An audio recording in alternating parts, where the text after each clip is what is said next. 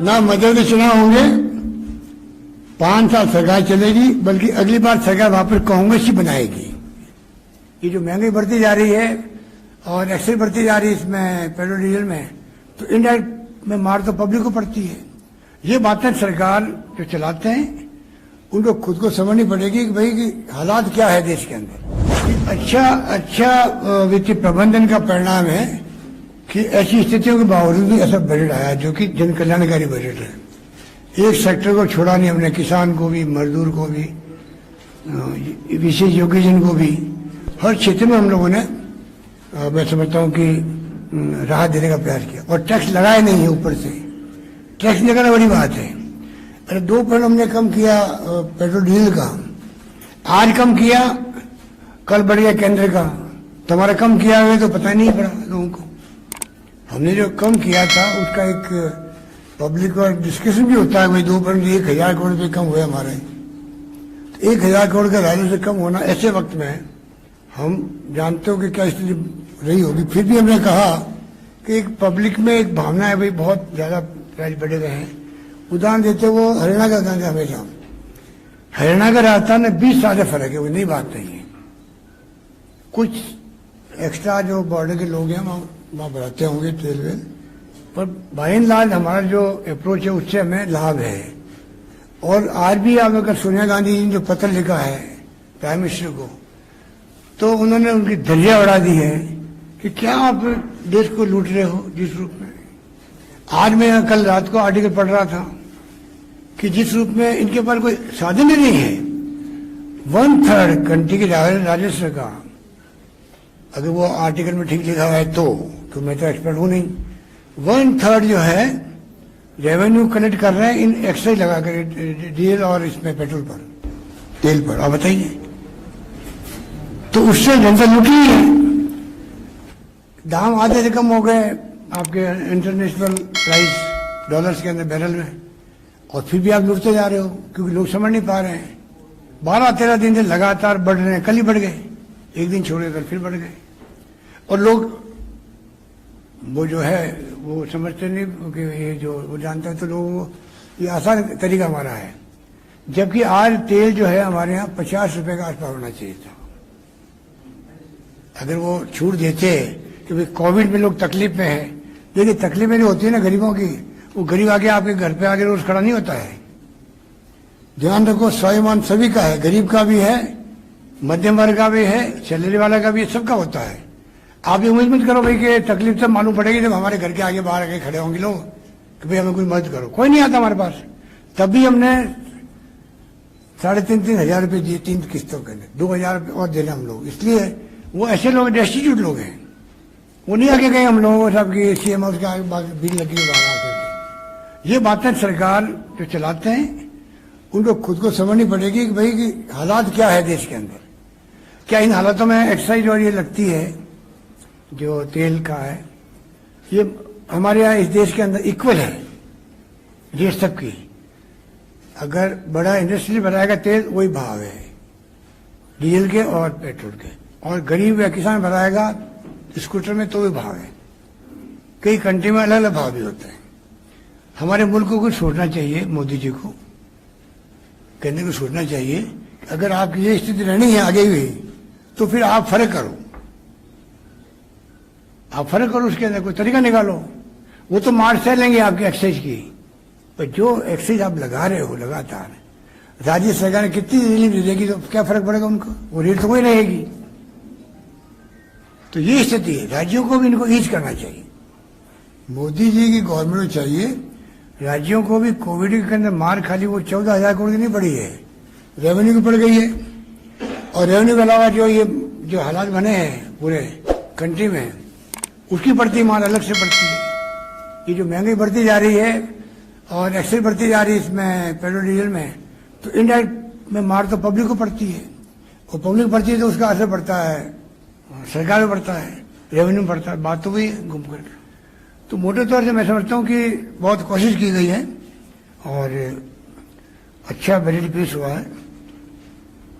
Sir, बिना कोई कर लगाए कैसे धरातल पर उतरेगा, क्योंकि केंद्र से भी कोई मदद नहीं। धरातल में हमने जो एस्टिमेट पेश किया था कोई ऐसे थोड़ी किया है, जो बजट एस्टिमेट बनते हैं वो सोच समझ के बनते हैं, सोच समझ के बनाए हमने। पहले भी हमने मेरे ख्याल से 86% हमने पूरा किया है, कोविड के बावजूद भी।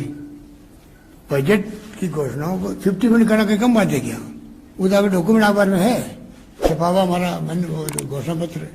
अगर 50% दावा हम कर रहे हैं तो कुछ सोच के कर रहे होंगे।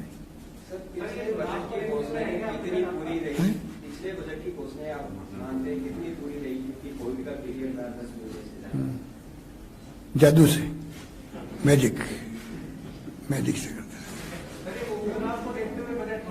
है। नीचे बोला यार,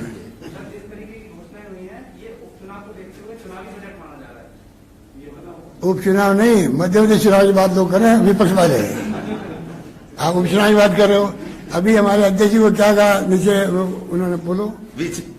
बीजेपी के एमएलए कह रहे थे क्या मध्यावधि चुनाव हो रहेंगे, हम तो सोच ही नहीं सकते ऐसा बजट आएगा। मैंने कहा बोलोगे क्या? बोले पिछली गली से निकल जाएंगे हमारे। क्या नहीं बोलेंगे, पीछे गली से निकल जाएंगे। ये कॉमेंट नेताओं के हो रहे उनके, तो पीछे की गली से निकालने वाली स्थिति पैदा हो गई उनकी, तो आप सोच सकते हो ना। मध्य चुनाव होंगे, 5 साल सरकार चलेगी, बल्कि अगली बार सरकार वापस कांग्रेस ही बनाएगी।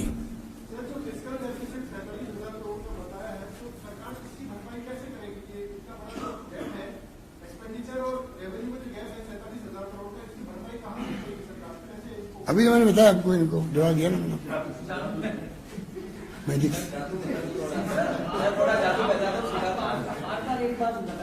अभी मैंने जो जुड़वाया है, ये जो वो है ना, क्या वो भाट और क्या कहते हैं, गाड़े लोहार भाट आर जो जुड़वाया ना, तो मैंने इनको कहा भैया एक मदारी भी जोड़ दो। आप समझ सकते हो मदारी कितना अच्छा मैजिक बताता, बताओ। क्या पानी तो, पर मैंने कहा पानी पी के मैं प्यार कर रहा हूँ, पोष नहीं रहा हूँ उनको।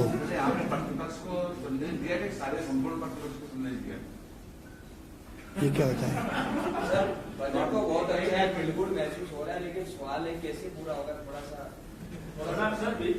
रेवेन्यू वित्तीय प्रबंधन करके भाई लीकेज नहीं हो, रेवेन्यू पूरी आए आपके।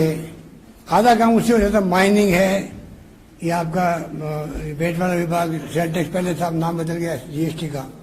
अगर आप ढंग से मैनेज करो, लीकेज नहीं होने दो, पूरा वसूल करो, तो आपको प्रबंधन हो जाता है। अभी हुआ ना प्रबंधन। देखिए आप, ये जो बजट पेश किया उसके पहले एस्टिमेट जारी किया हम लोगों ने, और जो पिछला बजट भी हमने जो 86% पूरा किया है, तो लॉकडाउन के बावजूद किया ना। मतलब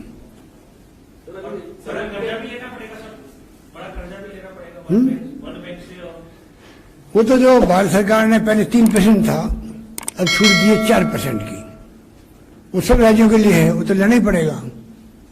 वो तो कर सर मैं पूछना चाह रहा था, आपने घोषणा ही की है, लेकिन एक समस्या है कि लास्ट टाइम भी आपने भर्तियों की घोषणा की, इस बार भी 50,000 भर्तियों की घोषणा की है, लेकिन सारी भर्तियां कोर्ट में जाकर अटक रही है। देखो सबने बात सुनिए, पिछली गवर्नमेंट की भर्तियां थी ना, वो कोर्ट से अटकी हुई थी, उनको हमने काफी हल किया है। हमने काफी नौकरियों में डीओपी से बात करके उसके नियम कायदे भी संशोधित भी करवाए, जिससे कि ये भर्तियां अटके नहीं। हमारा पूरा फोकस इसके ऊपर है। पर तो एक बात भी फैक्ट है, 50,000 भर्तियों की हमने घोषणा करी अभी वापस। मेरे ख्याल 80,000 ज्यादा लग चुकी है पहले की। पर आप मुझे बताइए 50,000 से काम चल सकता है क्या? जब तक गैर सरकारी स्तर पर ऐसा माहौल नहीं बनेगा, ऐसी योजना नहीं बनेगी जिसमें स्किल डेवलपमेंट की बात हो, ट्रेनिंग की बात हो, सब रोजगार की बात हो। इसमें हमने 5 लाख लोगों को, आप देखो उसमें जो हमने प्रोविजन किया है शहरी क्षेत्र के अंदर भी, तो ये तमाम जो योजना लेके आए उसने लेके आए। और देखो युवाओं का स्वाभाविक है कि वो लोग फिर डिमोरलाइज होते हैं। और पूरे देश का आप देखा नहीं बिहार के अंदर क्या हुआ, तेजस्वी ने एक घोषणा करके मोदी जी के पसीना आ गया, वहां पर पसीना आ गया था। ठीक है, चुनाव वो गड़बड़ कर पता नहीं क्या गड़बड़ की, वो तो आरोप लगा रहे हैं, वो तो वो लगा रहे हैं, हम तो गए नहीं थे। पर एक प्रकार से चुनाव जीत गए मुश्किल से। नीतीश कुमार जी जो मुख्यमंत्री बने तो चुनाव हार ही गए हैं। फिर भी उनको मुख्यमंत्री बना दिया क्योंकि पहले घोषणा कर चुके थे। कहने का मतलब कि देखिए युवाओं में हमें रोजगार देना पड़ेगा, सब रोजगार की तरफ बढ़ना पड़ेगा। और युवाओं से मैं कहना चाहूंगा अल्टीमेटली आप सरकारी नौकरी के डिपेंड कब तक रहोगे, फर्स्ट नहीं पैदा होगा। ये तमाम हमारी बातें ध्यान के अंदर है।